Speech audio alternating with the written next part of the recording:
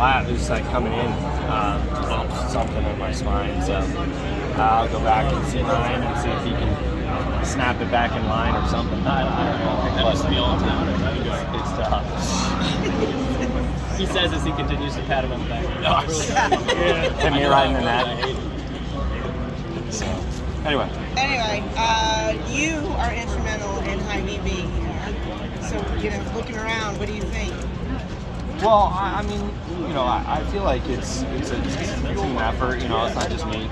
There's a guy named Tom Balin who really nobody knows has been a very long time close family friend of ours who paid for the sponsorship in 2020. He does a lot of business with Hy-Vee. He does all of their fruit juice packaging and stuff with citruses. Anyway, Tom is really the guy that started this entire thing. He paid for Hy-Vee the first year, gave it to them in kind to show them what this is all about.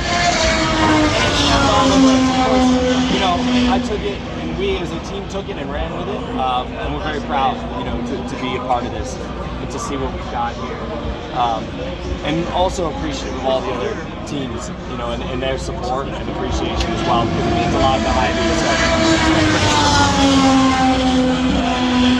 I feel like this is, we've talked about it a lot, but do you feel like we continue to see how this weekend's played out, how the track looks compared to when we were here last? Is this, feel like, just kind of the playbook for how other sponsors can come in? I think you guys have all said it. I don't need to say more, but I think when you look at the playbook for what sponsors or for what promoters should be expected to do from here on out, the game should be changed and the game should be elevated. At the end of the day, I look at Formula One as the model. They put on these great events, these very extravagant events. The races are often subpar in many ways, but the events are spectacular, and that's why people are drawn to them.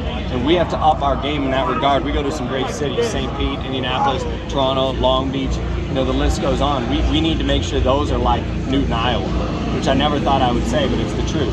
And so I hope when other people see us, and I've already been talking to Bud Dankert in the last day about, I've been thinking through every other sponsor that's out here on these cars. It's a consumer-facing product and what should be expected of them as they enter the sport. But I also think not only expected, because we can't be greedy, but I think those sponsors will see too what this is doing and the way it's changed again. I told them last time, the autograph session, I can't tell you how many kids who have never been to a race came up, Jack, so excited.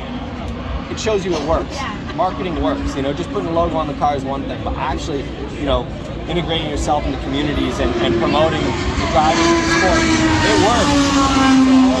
I would think that's what needs to be the model as we go forward. And if events can't live up to that standard, then move on to the next one, because Nashville, St. Louis here, those places are.